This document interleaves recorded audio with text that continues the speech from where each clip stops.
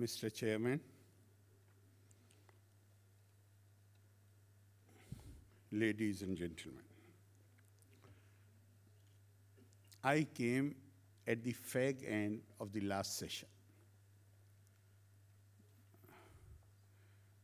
And the Honorable Speaker was giving very forcefully figure of the persons, particularly the Hindus who have been killed in various communal rights going up to Noakhali. Last week, I was in a seminar on the same subject at Jamia Millia Islamia, Delhi. And there, some speakers equally forcefully gave figures of the Muslims who have been killed in numerous raids. I shall not say anything new. Mine will be the same response as it was in Jamia. To me, killing of an innocent individual, one person, is a tragedy, immense tragedy, a heinous crime. If more than one die, they only add to statistics.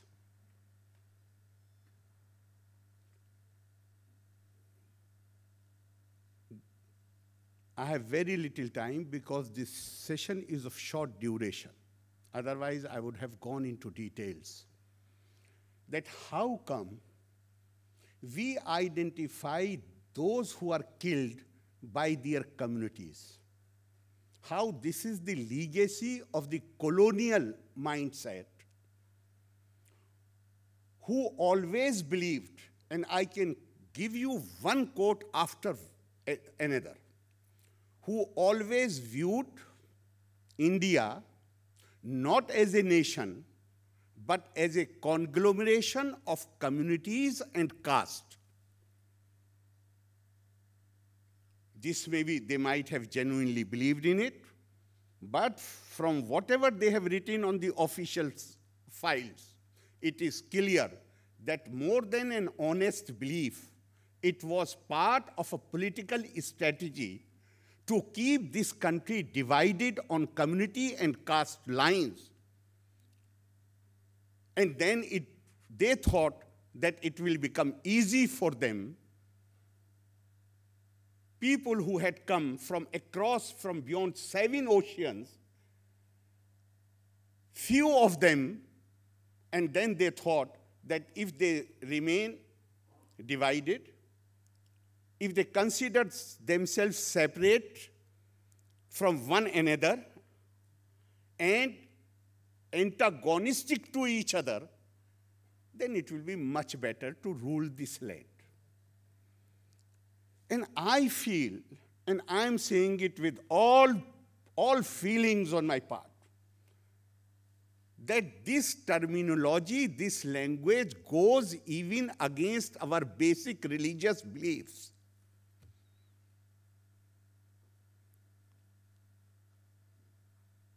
The religious belief in India since time immemorial is rooted in the theory of karma. Karma means personal and individual accountability. When I'm talking about the community, this was in fact, this bill in itself, I'm opposed to this bill because this bill seeks to divide Indians on the lines of their community, on their communities. That is why I'm so strongly opposed to this bill. How can you hold the entire community responsible for the crimes of few individuals? I was referring to karma theory. The accountability is personal and individual. I don't think like we have done reservation of jobs in the government services, so far the God Almighty has not. And equally from the Islamic viewpoint, the emphasis is so much on al-khalqu ayalullah. The whole mankind is God's family. If whole mankind is God's family, and the guidance, no human being, not even the prophet, according to the Quran, can guide those whom he loves to the right path. God clearly says, وَلَكِنَّ اللَّهَ يَهْدِي مَنْ يَشَاءُ. You cannot give guidance even to those whom you love. It is only we alone, who can guide a human being to a right path. And it has been emphasized that all human beings, they are all part of the God's family. If they are God's family, then how come, what a clever ploy to divide, to affect. Why I should not feel sorry, I should not have sympathy for any person, any innocent person who has been dealt with unjustly, only to ensure that even the criminals are to be protected. They are protected. And this pot remains boiling. This whole thinking and methodology was introduced, was injected into our psyche, where a killer is to be recognized by his community. Then naturally this killer, at some point of time, there will be some people, some over-enthusiastic people in that community, they will think that because he belongs to our community, therefore he deserves our sympathy. A killer is a killer. He may belong to any community. A victim, an innocent victim, is an innocent victim. He may belong to any community. Therefore, I honestly feel that the language, somebody asked Confucius, what is the essence of action? Confucius said, the essence of action lies in correct use of words. He said, correct use of words, essence of action? Confucius replied that if you do not use the right words, it shows that you do not understand the problem. And if you cannot understand the problem, how can you find a solution of the problem? And this I'm not saying, rather this I'm saying as a critique of this bill. This bill, the stated objective is to bring an end to communal violence. Communal violence certainly can be treated as a law and order problem, breakdown of law and order. But if there is breakdown of law and order, the communities should be held responsible, or the government, which has the responsibility to uphold the law and order, should be held responsible. Who should be held responsible? Now, in order to divert the attention from the failure of the government, from the failure of the administration, now this is being injected into our mind that if a Hindu is killed, then it is the Muslims as a community who are responsible. And if a Muslim is killed, then Hindus as a community are responsible. Are we expected to accept these absolutely baseless and irrational arguments?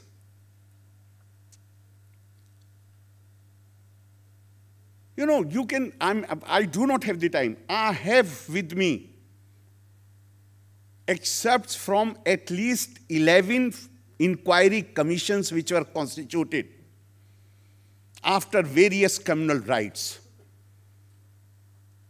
Right from Kanpur, which was right, if it was a right, 1932, up to recent times, but I do not have the time to quote them. But one common finding which finds mention in almost every report is official complicity, failure of the administration. And in fact, Mr. A.K. Antony, presently Defense Minister of India, the then Chief Minister, the then Chief Minister of Kerala,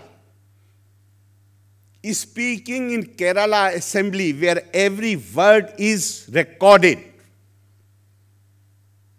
He admitted in the Assembly that those who have been charge-sheeted for spreading communal rights, for instigating communal rights, who were directly responsible, he said all leading political members belonging to all leading political parties, and he mentioned by name. I'm not trying to pinpoint anybody. It is Mr. A.K. Antony. He said including Congress and CPM. Is there a single provision in this proposed bill which deals either with erring officials or politicians who, for their own reasons and for their own benefit, try to use the same technique of the colonial masters to cause communal violence, to let blood, to create tension in the society? Is there a single provision in this bill which deals either with the erring officials or these politicians who, to benefit themselves politically, purely in electoral terms, they create these divisions? You know, as I said earlier, communal violence surely can be treated as breakdown of law and order. But communal rights are the product of communal ideology. Ideology you cannot combat with a law. Ideology you can combat only with the help of ideology. Have we done anything? In fact, on the other hand, those who are responsible, if you look at the Constitution of India, the constitutional fathers were fully conscious that all the legislative measures, policy measures, administrative actions which the British government took right after they took over the control of the Indian government, they have been divide et impera. Everything was rooted in the dictum of divide and rule. Don't forget that these Sipahis of Meerut, who reached Delhi in 1857, Bahadur Shah Zafar, an old, ailing, more than 83-year-old man, when they met him, he expressed his inability. He said, I'm in no position, I'm very old, I do not have money, I can't do anything, I cannot lead you, I can't. He kept on speaking. Then one of these Sipahis, who was a Hindu Sipahi from Meerut, if I remember his name correctly, and it is recorded in our history books, Buddha Sen, he got up. And in the Meerut dialect, I also belong to the same area, therefore I don't get shocked because people here speak differently. Even while addressing their father, they will use tu. So कहे ए बुढ़े चुप हो जा, बहुत सुन ली तेरी. ना हमें तुझसे पैसा चाहिए, ना हमें तुझसे नेतृत्व चाहिए. बहादुर शाह जफर जिंदाबाद का नारा लगाएंगे और देश को आजाद कराएंगे. ये कौन बोल रहा था? यहां पे if this thing, Hindu and Muslim alienation was there, will this Hindu Sipahis make this point? That too for a man who of course was nominally king, but totally incompetent man. But he had this burning desire that I want to get my country freed from the clutches of the colonial masters. Now, the Britishers learned their lesson from this one episode. And after that, they did everything. I have already mentioned all constitutional measures, all policy measures, all administrative measures were rooted in the concept, in the principle of divide et impera. Divide and rule. To me, this bill is nothing but extension of the same mindset and same methodology. And I will just give you one instance, and after that I shall conclude. In 1989 or 90, under the government of Mr. V.P. Singh, and I'm not disclosing any official secret because this has been reported in newspapers.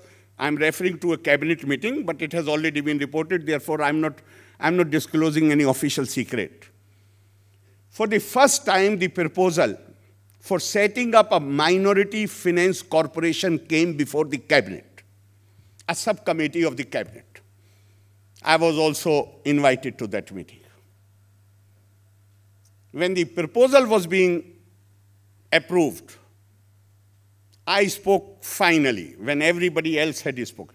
I said, I would like my note of dissent to be recorded. And I promise you, I'm not going to oppose it after I go out of this room. But I want the posterity to know that I had opposed this measure. And the reason I am opposing is, I said, surely, if you are going to create minority finance corporation, that you have this feeling somewhere that those whom you call minority, please be mindful of the words I am using. I do not think the Constitution identifies any community as a minority. But those whom you consider as a minority, you think that banks are not doing justice to them. Then this is your failure if it is so. Instead of correcting the situation, you are diverting attention and creating minority finance corporation. Now this minority finance corporation shall not have enough finances even to look after the requirements of a rickshaw puller and tangewala. But the general population of this country will feel, they will come to have this feeling that even in financial matters, they are being given special treatment. And I'm not very happy to say that only about 4 or 5 weeks back, there was a report of the nationalized banks which has admitted that the share of Muslims in the loans which are given by nationalized banks has fallen after the setting up of minority finance corporation. Honestly, I do not agree that this bill is anti-Hindu. Because unfortunately, if I give that argument, then there will be, here we still are affected. The enormity of partition has affected us very badly. If there is something anti-Hindu, then there will be a section who will think that there should be some element of pro-Muslim in it. Or if there is something anti-Muslim, then there should be some element of pro-Hindu in it. No, this is anti-national. And anything which is anti-national cannot be either pro-Hindu or cannot be pro-Muslim. This will affect our psyche. Special provision, Muslim League was asking for special to be recognized the community, the special political importance of the community that led to the partition of the country. Have we not learnt our lessons? The democracy does not admit any special provisions. Yes, special provisions are needed. For whom? For the underclass. They may belong to any community. For the destitute, for the poor, yes, special provisions are needed. But no special provision is needed on the basis of the birth, on the basis of a community, on the basis of caste. Certainly not. Even if we do it today, tomorrow our generations will not accept them. And I am sure with that spirit, we shall oppose this. This is an anti-national measure, and this must be projected as anti-national measure. The demand of the, as I referred to earlier, that special importance of the community that led to the partition of the country, measures like this will perpetuate divisions in our society, and we cannot afford these divisions. We need to emerge as a unified single Indian nation with all respect to our religious beliefs. Thank you very much. Thank you very much. Jai Hind, Jai Bharat. Thank you so much, Mr. Arif Mohammed Khan ji.